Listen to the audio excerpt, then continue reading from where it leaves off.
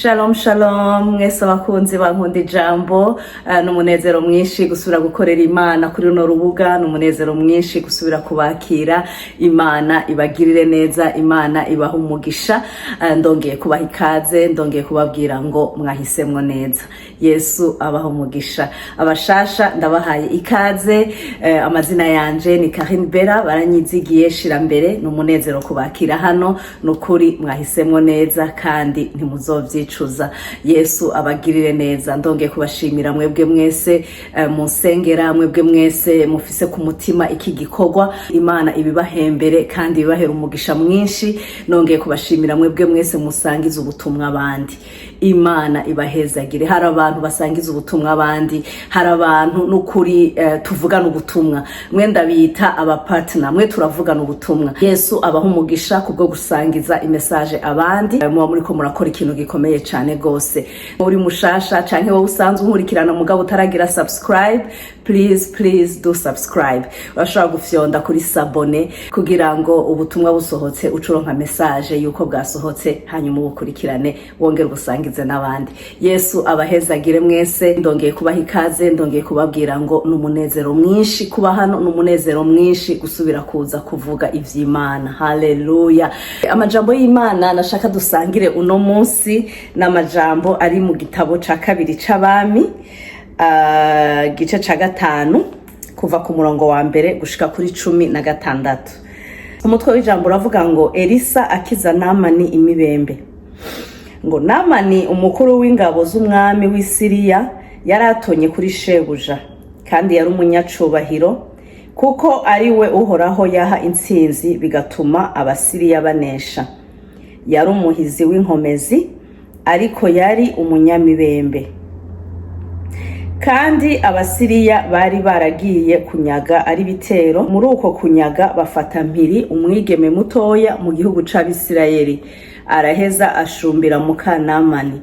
Bukeye abarira Inabuja ati, icoma databuja akaja kuwuvugishwa n'Imana ab'i Samariya yomukiza iyo mibembe yiwe. Nuko Namani aja kubarira shebuja ati, umwigeme yavuye mu gihugu c'Abisirayeli yavuze ibi n'ibi. Nuko umwami w'i Siriya aramubarira ati, shirako ugende, nanje ndandikira umwami w'Abisirayeli ikete. Nuko aragenda ajana ifeza 10 n'inzahabu shekeri 600 n'imyambaro 10 vyo gukuranya. Nuko ashira umwami w'Abisirayeli iryo kete, ryavuga riti, iri kete niryagushikira uramenya ko ndakurungikiye umusavyi wanje Namani ngo umukize imibembe. Maze umwami w'Abisirayeli asomye iryo kete yitaburira ko impuzu ziwe, aravuga ati, mbega jewe ndi Imana ngo ntume umuntu apfa canke ngo abaho? Ko uwo mugabo andungikiye umuntu ngo ndamukize imibembe. Raba ingene anyigenza ko, muheze muvyiyumvire. Maze Elisa wa muntu w'Imana yumvise ko umwami w'Abisirayeli yitabaguriye ko impuzu ziwe, amutumako ati, ni igiki gitumye witabagurira ko impuzu zawe? Nazi wanje aramenya yuko mu Bisirayeli hariho umuvugishwa n'Imana. Nuko Namani araza, azana n'amafarasi yiwe n'imikogote yiwe, ahagarara ku muryango w'inzu ya Elisa. Elisa araheza amutumako ati, genda wiyuhagire muri Yorodani 7, umubiri uraca usubira uko wahora, nawe uzoba uhumanutse. Ariko Namani acararaka, arivumbura ati, nahoze ngira ngo arasohoka ahagarare atakambira izina ry'Uhoraho Imana yiwe, azungagiza ukuboko hejuru yaho ndwaye ankiza imibembe. Mbega inzuzi z'i Damasiko, Abana na Farupari ntiziruta amazi yose yo muri Isirayeli? Sinoshobora kuziyuhagiramwo ngahumanuka. Nuko arahindukira aragenda aratse. Abakozi biwe baramwegera baramubarira bati, mbega databuja, iyo abo uwo muvugishwa n'Imana akurangiye ikintu kigoye ntiwari kugikora? Nkanswe kukubarira ati iyuhagire uhumanuke. Nuko aramanuka yibira muri Yorodani incuro 7 nk'uko uwo muntu w'Imana yari yamubariye. Ako kanya umubiri wiwe uhinduka nk'uw'umwana mutoya, arahumanuka. Hanyuma agarukana n'abantu biwe bose kuri uwo muntu w'Imana, araza ahagarara imbere yiwe, aramubarira ati, noneho ndamenye ko atayindi mana iriho mu isi yose atari mu Bisirayeli. Ehe rero niwakira ingemu ndaguhaye jewe umusavyi wawe. Elisa aramwishura ati, ndakurahiye uguhoraho kuhoraho uwo nsavye nta kintu na kimwe shobora kwakira. Aramugobera ngo avyakire, ariko aranka. Imana ishimwe cyane kubw'ijambo ryayo. Uno munsi nashaka kuvuga kuri uyu muntu yitwa Namani. Ijambo ry'Imana ryatubwiye ko Namani yari umuntu akomeye. Ryatubwiye ngo yari umukuru w'ingabo, yari umuntu atonye ku mwami. Ni kuvuga umuntu atonye ku mwami bivuga ko ibintu byinshi asabye biremekwa. Ngo yari umuntu w'umunyacubahiro. Umuntu w'umunyacubahiro ni kuvuga yaba muri izo ngabo, yaba mu gihugu cose, yari umuntu abantu bose bonamira. Yari umuntu afise icubahiro, yemewe cyane gose. Namani kandi ngo imisi yose bagiye mu ntambara ngo yaranesha, yamaze azanye intsinzi. Hanyuma kandi ngo Namani ngo yari umuhizi w'inkomezi. Ayo yose n'amajambo a describinga canke avuga Namani uwariwe. Ariko tukiraho nyene ku murongo wa mbere haca hazamwe ijambo rivuga ngo ariko ivyo vyose vyavuzwe, ariko ngo yari umunyamibembe. Inyigisho z'uno munsi nazise ngo niyihe ariko ufise muri wewe, niyihe ariko ugendana muri wewe. Namani yari umuntu akomeye cyane gose, ariko yagendana ariko muri we hari hagahaze. Naho yari umuntu akomeye, naho yari umuntu w'icubahiro, naho yari umuntu afise ibintu byaronse ibintu byinshi bishoboka bifatika, ariko ngo yari afise imibembe. Muri histoire ya Namani canke ingene bariko baramudescribinga, ariko yaje guhindura histoire yose twari duhejeje kumva. Ariko yaje guhindura amateka ya Namani, ariko yaje kutwereka uwundi muntu atandukanye n'urya twari duhejeje kumva canke ibijya twari duhejeje kumva bimuvugwako. Niyihe ariko ufise muri wewe, niyihe ariko ugendana muri wewe, niyihe ariko ikubuza kwegera Imana nkuko wakagombye kuyegera, niyihe ariko ikujana mu vyaha, niyihe ariko ugendana muri wewe, niyihe. Iki gihe ingwara y'imibembe cari cago gikomeye cyane ikubayeko. Ingwara y'imibembe yari ingwara idakira, yari ingwara idakira, kiretse ukuboko kw'Imana ishobora byose kugukozeko niho wakizwa n'Imana. Ni za cancer zubu, za sida, za diabete, zijya ngwara zose tuzi zidakira. Ikindi naco iyo ngwara y'imibembe yari ingwara yandukira cyane. Yari ingwara yandukira ku buryo byaca bituma umuntu amenyekanye ko agwaye ingwara y'imibembe baca bamutwara ahantu, baja kubizola, baja babajana ahantu bagumiza, aho hantu akaba ariho barindirira gukira canke gupfa. Ntibasubira kuba mu bandi bantu. Ingwara y'imibembe kandi yarica, yari ingwara mbi cyane gose. Imibembe uno munsi je ndashaka kuyigereranya n'icaha. Iyo ariko nariko ndavuga muri wewe, sinshaka kumbwira ariko yuko ufise ibintu vyose bishoboka, waronse amafaranga menshi muri konte yawe, waronse ibyo ushaka byose ariko utagira umwana, canke ko ufise ibintu vyose ariko wabuze urugo, canke ko washoboye kuronka ibintu vyinshi, abana waronse ariko ufise urugo rubi. Iyo siyo ariko ndiko ndavuga. Uno munsi ndiko ndavuga kuri ariko yicaha. Icaha kikubuza kwegera Imana. Imibembe ngira ndayigereranye n'icaha. Urafise ibintu vyinshi, urafise amahera, urafise amazu, urafise imiduga, urafise ibintu vyinshi cyane gose, ariko hariho icaha vyase kuheba, hariho icaha kikwizingiyeko vyase gutandukana naco. Urafise abana beza, urafise urugo rwiza, urafise umugabo mukundana cyane, urafise umugore mukundana cyane, ariko hariho icaha kikuboshe, hariho icaha ugenderamo. Iyo niyo ariko nashaka kuvuga uno munsi. niyihe ariko ufise muri wewe, niyihe ariko ugendana muri wewe ikubujije kwegera Imana cyane nkuko wakagombye kuyegera. Uno munsi w'inkuru nziza ndakuzaniye ni yuko iyo ariko ufise, iyo ariko ikuboshe, Imana irashoboye kuyigukiza. Haleluya. Imana irashoboye kuyikuraho. Haleluya. Namani yarafise ariko muri we yagendana. Iki gihe Namani yarakiri en fonction, ntiyari bwakugwe mu bantu, ariko niho yagana. Mugabe Imana imugirira neza ngo hariho akana gashumvye iwe, hariho akana bazanye ari nyagano gashumbiye umugore wiwe, kavuye muri Israeli, niko kazanye guhindurirwa amateka kuri Namani. Imana ishimwe cyane gose. Mwene data, uno munsi nagira ndakubwire ngo aho hantu uri, aho hantu Imana yaguteretse, irakeneye yuko uhakorera umurimo wayo, irakeneye yuko uhavugira ivyayo, kugira ngo abantu bagukikuje bafise ariko muri bo bakire, kugira ngo abantu mugendana bafise ariko zibaboshe muri bo babohoke. Imana ntiyagushize ngaho onye vyigihamana, yagushizeho kugira ngo ugire ico ukoze, kugira ngo ntihagire umuntu akwegereye arimbuka.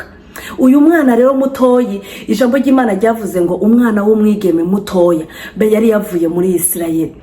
Ndakunda ijambo ry'Imana kandi imisozi ndiko ndarisoma ndapayinga attention cyane gose kuri every single word. Ijambo ryose rivugwamo ndaripayinga ko attention kubera ko rirafise ico rivuze.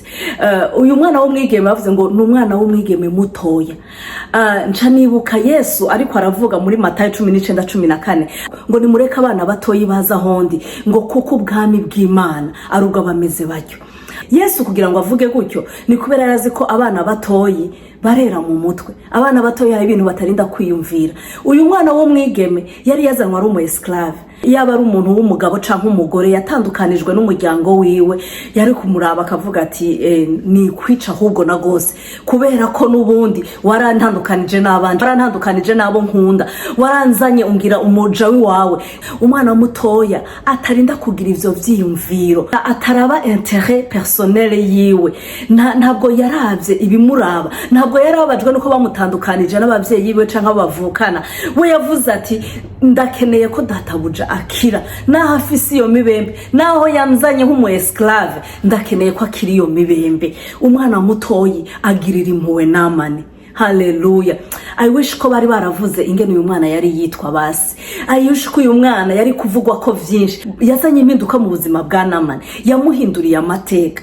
Uyu mwana rero araza yibuka ingene yakuze, yibuka ivyo yigishijwe, yibuka ingene yarerewe mu ijambo ry'Imana, ingene yarerewe mu nzira y'Imana, yibuka ya Mana yakura yumva, ya Mana y'Abisirayeli, ya Mana yabakorera ibitangaza, ya Mana azi kwikiza imibembe, ya Mana ishoboye. Umwana aravuga ngo iyi Mana nize kuva mu bwana bwanje, iyi Mana nize muri Sunday school hari iwacu, iyi Mana nabwiwe, iyi Mana ndagomba kuyizana muri Syria, iyi Mana ndagomba kuyivuga ngahandi, ndagomba kuyibwira databuja, ndagomba kuyivuga muri Syria, bamenye ko hari Imana muri Israeli, bamenye ko hari Imana ihindura amateka y'umuntu. Haleluya. Abwira nyinabuja ngo icoma databuja akagenda muri Israeli, akagenda kuvugishwa n'Imana muri Israeli, ngo icoma gatera iyo ntambwe, icoma. Haleluya. Mwene data, nureke kuvuga ijambo ry'Imana huri, nureke kuvuga ubutumwa bwiza aho hantu wicaye, utitaye ko vyemegwa, utitaye ko bakumva, wowe vuga gusa.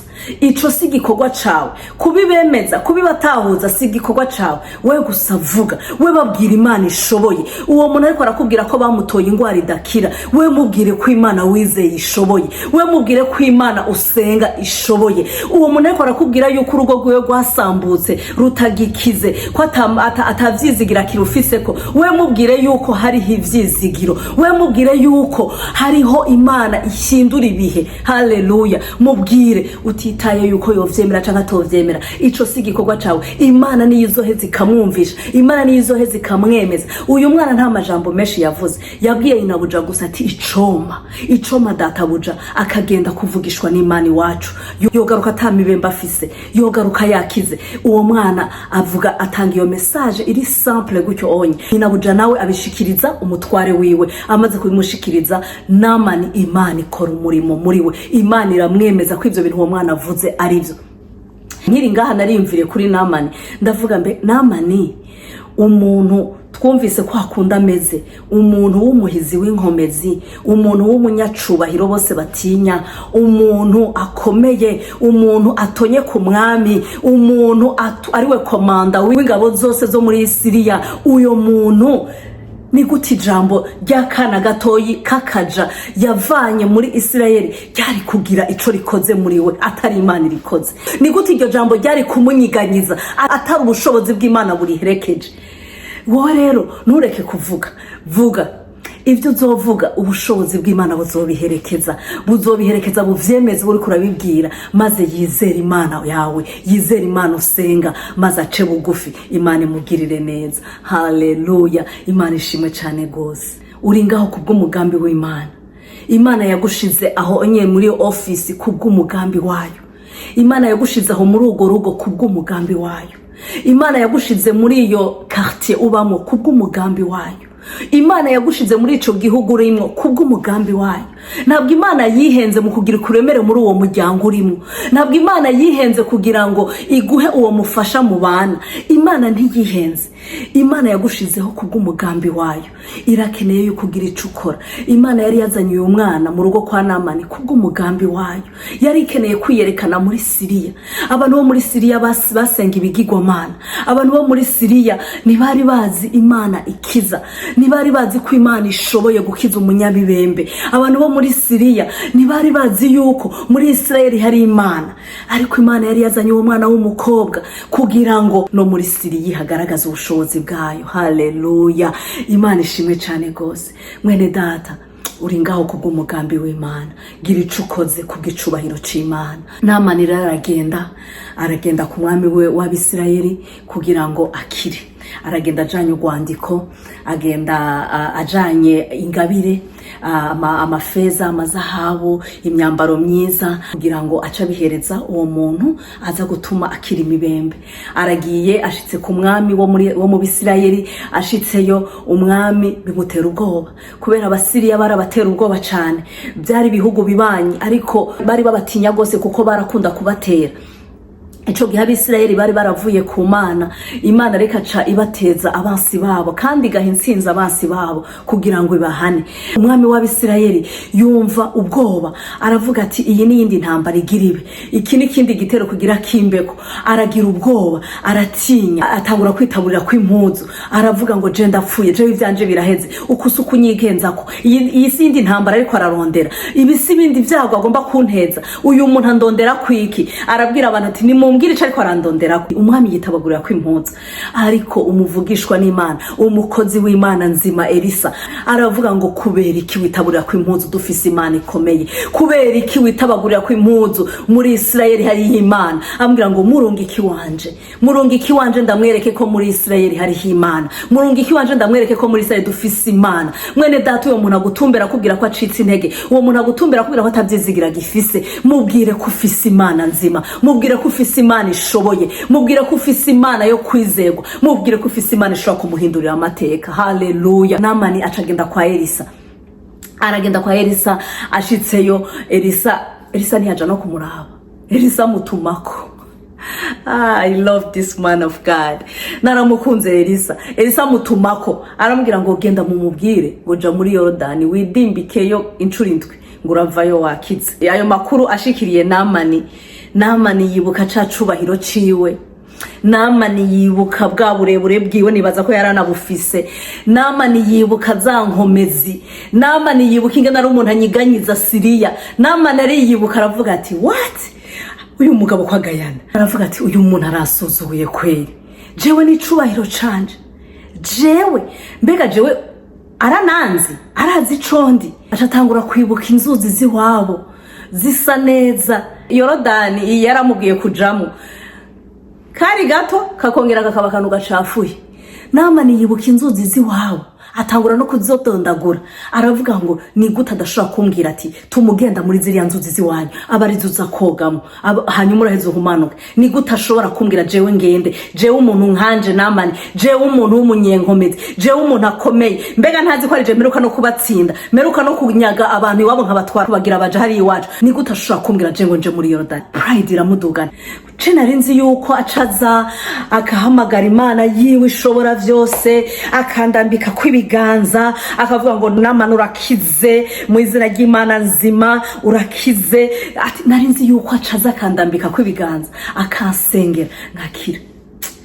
Pride, ubwibone. Namani icubahiro ciwe, kuba umunyenkomezi kwiwe bimutuma abona yuko ashobora no gucira inzira Imana yo gukira. Imana idukize pride, Imana idukize kwishima, Imana idukize kubona ko turi abantu bakomeye ku buryo tutoca bugufi munsi y'ubushobozi bw'Imana. Namani ngo ava ngaho onye arivumbura, ashavuye cyane gose, agenda babaye.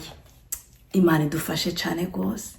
Kumvira Imana bitangurira mu guca bugufi. Amen. Kumvira Imana bitangurira mu guca bugufi. Namani kugira ngo yumvire ico Imana yavuze, yarakeneye kubanza kwibagira icubahiro ciwe, yarakeneye kubanza kwibagira icari, yarakeneye kubanza gushira imbere ico ariko ararondera kurusha icari, yarakeneye kubanza kwishira hasi, akabanza kibagira yamanuzenya y'amateka yiwe yose, agaheza agaca bugufi agakora ico umukozi w'Imana amubwiye. Imana ishimwe cyane gose. Ubu hariho abantu vyanse ko bakira, vyanse ko babohoka, vyanse ko za ariko bafise muri bo zibavamo, kubera ko batasenge uko babishaka, batarambitswe kwibiganza. Hariho abantu utamurambitse kwikiganza yumva ko atokira, hariho abantu utamurambitse kwikiganza yumva yuko atobohoka, hariho abantu utamurambitse kwikiganza yumva ko atakintu na kimwe wakoze. Vyanse ko babohoka kubera yuko bavuga ati sinasenge uko nabishaka. Hariho abantu bashaka gucira inzira Imana, bashaka ko Imana ibikora uko babishaka, bashaka ko Imana ibikora uko babifise mu bwenge bwabo, bagashaka yuko ariko Imana ibagenderera, ariko ibabohora. Ariko suko Imana ikora. Inzira z'Imana ziratandukanye n'inzira zacu. Mwene data, ndashaka ngo uno munsi naho wo kwibagira ivyo navuze vyose, wibuke ibintu bitatu. Wibuke ngo inzira z'Imana zamara nziza ibihe vyose. Ikindi naco, Imana ikeneye cyane guca bugufi kwawe kurusha ikindi kintu cyose. Ikindi cya gatatu nashaka kubwira, Imana irakoresha ikintu cyari cyose ishaka kugira ngo ishike ku mugambi wayo ku bugingo bwawe. Imana nticirirwa inzira, Imana ntuyibwira uko ibintu bigenza, Imana ntikora ibintu uko wowe ubifise mu bwenge bw'iwawe, ikora nk'Imana, nibwo bumana bwayo. Haleluya. Imana iguha umugisha. Namani rero yumva gukira kwiwe kuri simple cyane gose ku muntu nkawe, yumva ntabwo ari ibintu bikomeye, yumva baramusuzuguye. Namani arashavura. Ariko ndakunda abahanuzi ba Namani, abantu bari bagendanye. Imana iguha abahanuzi beza mwene data, abantu bari bagendanye baramubwira ati ariko ga data buja, mbega yakubwira gukora ikintu gikomeye ntiwari kugikora? Nkaneswe kuja koga muri Yorodani gusa, ivyo bigutwaye iki? Ko ata bintu bikuremereje akubwiye kugenda ukidumbika muri Yorodani incuro 7 gusa ukacuronka gukira? Ico si ikintu kiri simple wokora. Iyo akubwira ibintu bikomeye cyane ntiwari kubikora ga data buja. Bamuhanura neza. Namani acaraca bugufi, aragenda muri Yorodani yidumbika mu incuro 7 nkuko umukozi w'Imana yamubwiye. Kwicuro yindwi Namani asohoka ngo afise ngumubiri nk'uw'umwana muto, niko ijambo ry'Imana ryavuze. Avayo yakize imibembe, avayo yahumanutse. Haleluya. Kubera ko yaciye bugufa akizera. Iyi reaction ya Namani, iyi pride yagize, reka ndayigereranye n'agakiza, reka ndayigereranye no kwizera umwami Yesu. Hariho abantu bumva ko kwizera umwami Yesu bigaca bituma ukizwa, bigatuma ivyaha vyawe bihanagurwa, bumva ari ibintu biri simple cyane gose, bumva ari ibintu bito cyane gose bitotuma umuntu aronka ubugingo budashira. Ariko niko kuri kw'ijambo ry'Imana. Ijambo ry'Imana rivuga muri Yohana 3:16 ngo urukundo Imana yakunze abari mw'isi ngo gwatumye itanga umwana wayo w'ikinege ngo kugira ngo umwizera wese ngo ntazopfe rubi ariko ahabwe ubugingo budashira. Uwizera umwami Yesu aronka ubugingo budashira. Ariko ni ikintu abantu bafata nk'ikintu kiri simple cyane kidagira ubushobozi. Bumva kwizera kwatura gusa nkavuga ngo mwami Yesu ndakwakiriye mu buzima bwanje, ivyo ni ibintu vyoca bimpereza ubugingo budashira. Niko Imana yabivuze. Agakiza Imana yakagize simple cyane gose, gukira Imana yakugize simple cyane gose. Ndumva kwiriya nkuru ya Namani yari kwiririsira agakiza, yari kwiririsira Yesu, yari kwiririsira urukundo rw'Imana rwo kudukiza, rwo kuducungura. Imana yaravyoroheje cyane gose, ntabwo yabigize ibintu biri compliqué. Ntabwo yakubwiye ngo kugira ngo uronka agakiza, kugira uronka ubugingo budashira ugomba kuzomara iminsi 40 n'amajoro 40 wisonzesheje utajya utanyoye, ugomba kuzoja hana ukagira ibi nibi. Ntabwo Imana yabikomplitse, yaravyoroheje cyane gose. No kwizera gusa, no kwizera. Yavuze ngo kugira ngo umwizera wese ntazopfe rubi ariko ahabwe ubugingo budashira. Namani rero baramuhanura, baramubwira ati iyo akubwira ibigoye ntiwari kubikora. Araca bugufi, aribagira ca cubahiro ciwe, aribagira ya pride yiwe, aragenda muri Yorodani hanyuma arakira. Imana ishimwe cyane gose. Amaze gukira twasomye ko yagarutse ku mukozi w'Imana, aramubwira ati noneho menye yuko mu Bisirayeli hari Imana. Haleluya. Ngo menye ko muri Isirayeli hari Imana. Mwene data, hari umuntu uzobwira ivy'Imana yawe, hari umuntu uzobwira ivy'Imana usenga, hari umuntu uzobwira ivy'Imana wizeye, mu nyuma akagaruka gushingira intahe, akagaruka kubwira ati ndamenye ko ya Mana wambwira ariyo, ndamenye ko ya Mana wambwira ikiza, ndamenye ko ya Mana wambwira ibohora, ndamenye ko ya Mana wambwira ari Imana ikomeye. Haleluya. Nico gituma utoreka kuvuga, nico gituma utoreka gukora, nico gituma utokwigira ntibindaba, birakuraba. Mu gihe uzi ko wakiriye agakiza uragomba kuvuga ubutumwa bwiza kugira ngo abatarakakira nabo bakizwe, ntihagire n'umwe arimbuka. Haleluya. Yesu ashimwe cyane gose. Namani agaruka ku mukozi w'Imana Elisa, aza kumubwira ati menye ko muri Israeli hari Imana. Ati rero umukozi w'Imana akira ingemu nakuzaniye umusavyi wawe. Haleluya. Narakunze guca bugufi kwa Namani. Yari yamaze kumva yuko obeissance itangurirwa no guca bugufi. Yari yamaze guca bugufi. Namani araca bugufi, aramubwira ngo umusavyi wawe. Ibaze Namani wa wundi yatangura yivumbura, yigira ikintu gikomeye, acaje imbere ya Elisa amubwira ngo umusavyi wawe. Ni kuvuga yari yamaze guca bugufi, yari yamaze kubona ko Imana yo muri Israeli Imana ishoboye, ari Imana yamuhinduriye ubuzima, yamuhinduriye amateka. Aravuga ati nta yindi Imana noca bugufi imbere yayo, nta yindi Imana no kwizera, nta yindi Imana atari iyi. Aramubwira ngo nta yindi Imana ngo mwisi yose ngo atari Imana yo muri Israeli. Haleluya. Haleluya. Aravuga ngo nta yindi Imana. Aramubwira ngo akiringe muri yo nakuzaniye. Umukozi w'Imana aramubwira ati no sindavyakira, ndakurahiye uguhoraho kuhoraho ntavyo nakira. Ngo aramugobera ariko aravyanga. Aramubwira toya kubera iki? Elisa yari yatahuye ko imbabazi z'Imana ntizigugwa, faveur y'Imana ntigugwa, ukugirirwa neza n'Imana ntibigugwa. Narumvise ko hari abantu kugira ngo agusengere, kugira ngo ukiri cago kikuriko, kugira ngo ubuhoke, akubwira kubanza kumuriha, akubwira kubanza kumuha amafaranga, akubwira ko hari ivyo banza gutanga, hari amazina bita nayo mashikano. Ariko Imana ibagenderere, Imana ibababarire, kuko ubuntu bw'Imana ntibugugwa, imbabazi z'Imana ntizigugwa, faveur y'Imana ntigugwa, agakiza k'Imana ntikagugwa. Imana yagatangiye ubuntu.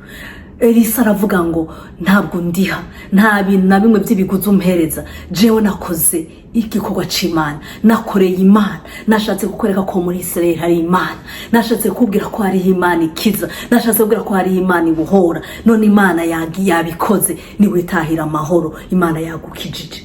Elisa yarashatse kwerekana Namani ko nubwo yaratunze ivyo vyose, nubwo yarafise ivyo vyose bihekana, nubwo yari umuntu w'umunyacubahiro akomeye cyane gose, hari ikintu amahera yiwe atari kugura. Ni yari kugura ubuzima bwiwe, yari ko aratakaza bukebuke.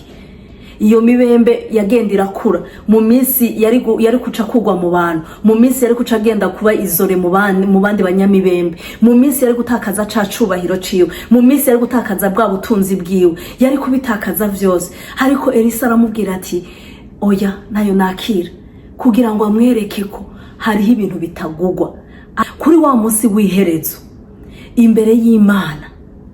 Ntituzorengukana amafaranga dufise mu makonte, ntaca azodukiza, ntituzorengukana ibyo twegeranije aha mw'isi twujuje, ntabwo ari byo bizodukiza, si byo bizotujustifie imbere y'Imana. Ariko tuzoba justifie n'amaraso ya Yesu Kristo, tuzoba justifie nuko twizeye umwami Yesu, tukamwakira umwami n'umukiza w'ubugingo bwacu. Nico kizodujustifie, nico kizoduha agakiza, nico kizoduha ubugingo budashira. Imana ishimwe cyane gose. Imana ikubwire neza mwene data, Imana ingirire neza na jewe, ndabikubwira naje ndavyibwira, kuko naje ndacari mw'isi, naje ndacari muri yasi y'intambara, naje ndacategwa na Satani, naje ndacakeneye ubwo buntu bw'Imana. Imana itugirire neza, idukize pride, idukize kudaca bugufi munsi y'ubushobozi bwayo. Imana idukize za ariko tugendana zotubuza ubugingo budashira. Wakoze mwene data we wumvise aya majambo. Yesu aguha umugisha. Reka turangize dusenga. Urakoze data wera wo mwijuru gororoka, ndagushimiye ndaguha icubahiro ku majambo yawe y'ubugingo yongeye kutubwira mwami, kuri Imana ishobora vyose, kuri Imana ikiza, za ariko ziri mu buzima bwacu, za ariko tugendana, za ariko zidushira kure yawe. Uri Imana atakikunanira, uri Imana ishoboye vyose, uri Imana ifise inzira nyinshi zo kudukiza, uri Imana ifise ububasha mw'isi no mwijuru. None rero Mana yo mwijuru, duciye bugufi imbere yawe, turisabira imbabazi imbere ya vyose, aho hose mwami tutagize ico tuvuga kugira ngo mwami abantu badukikuje bafise za ariko muri bo kugira ngo bakire. Turaciye bugufi imbere yawe mwami ngo tubabarire aho tutavuga ijambo ryawe uko twakagombye kurivuga, aho tutavuga ivy'ubukuru bwawe uko twakagombye kubuvuga. Utubabarire Mana, utubabarire data wera, handi twirengagiza mwami ivyokiza abantu kubwa intérêt personnel. Utubabarire Mana yo mwijuru, handi mwami wanje tubona abantu barimbuka mu mitima yacu tukaryoherwa, kandi twari dukwiye kubabwira ivy'ubutumwa bwiza kugira ntibarimbuke. Utubabarire Mana yo mwijuru, hahandi tubona abantu mwami Yesu Kristo batugiriye nabi tukavuga ngo ntaco wobona. Mwami Yesu Kristo tubabarire aho tudakora ico wadushiriye mwami Yesu mu buzi turimwo, aho tudakora ico wadushiriye mu miryango turimwo, aho tudakora ico wadushiriye mu bihugu turimwo. Utubabarire Mana yo mwijuru, utwongera inkomezi zo kubikora, utwongera inkomezi zo kubivuga mw'izina rya Yesu Kristo. Uduha inkomezi mwami zo kukwamamaza uko bikwiye no kuvuga ubushobozi bwawe data wera ugororotse, uzobukoze nyaguhora ku ngoma. Ndasengeye mwene data kurikiranye ubutumwa atarakwizera, hariho abantu yumva yuko ibikorwa vyiza, gukora ibintu bitandukanye, kugira ingeso nziza ari byo bikomeye, ariko akibagira yuko bangeso nziza bazorimbuka, bangeso nziza batakwizeye bazoja mu muriro udashira, bangeso nziza batakwakiriye umwami n'umukiza nabo bazorimbuka. Mwami Yesu agakiza wakagize simple, ntabwo bagashizemo ibintu bihanitse mwami kugira ngo tukaronke. Waravuze ngo umuntu niyakwizera gusa azoronka ubugingo budashira. Girira neza umwene data atarakwakira, girira neza umwene data atarakumenya, girira neza umwene data mwami wanje Yesu Kristo akigendera mwami Yesu mu vyaha. Mugirire neza Mana yo mwijuru, umugenderere, ijambo ryawe rimukore ku mutima wiwe, ijambo ryawe rihindura umutima wiwe mw'izina rya Yesu Kristo, kugira ngo Mana nawe azoronka ubugingo budashira ntazorimbuke. Nuko data wera turongeye gusenga Mana ngo udukize ariko tugendana mu buzima bwacu. Turashobora kuba turabanyacubahiro, turashobora kuba twararose byinshi bifadika, tukaba dufise za ariko muri twebwe, hakaba hariho ibindi bica bitujana kure yawe, ugasanga hariho ibindi bidushira kure yawe, hariho ibindi bitwigiza kure y'inyonga zawe. Dukize mwami izo ariko mu izina rya Yesu Kristo, dukize izo ariko tugendana mu buzima bwacu mu izina rya Yesu Kristo, kugira ngo Mana tukwizere kandi tugendere mu nzira yawe, tuguhimbara duciye bugufi kandi tukumvira mu izina rya Yesu Kristo. Urakoze Mana, ndagushimiye, ndaguhaye icubahiro ku majambo y'uno munsi, ndaguhimbaje Data wera, kandi ndagushimiye Mana ko aya majambo ataziye ubusa, hari ico yakoze mu mitima y'abayumvise. Icubahiro cose kibandanye kubicawe, amashimwe yose abandanye kuba yawe, ni mu izina ryawe Yesu Kristo ndabisenze shima, amen. Turarangije. Yesu abaho umugisha mwebwe mwese mwakurikiranye ubutumwa bw'uno munsi. Tuzosubira ku munsi wa kabiri w'indwiza Imana ibishatse. Mwarahezagiwe. Shalom shalom.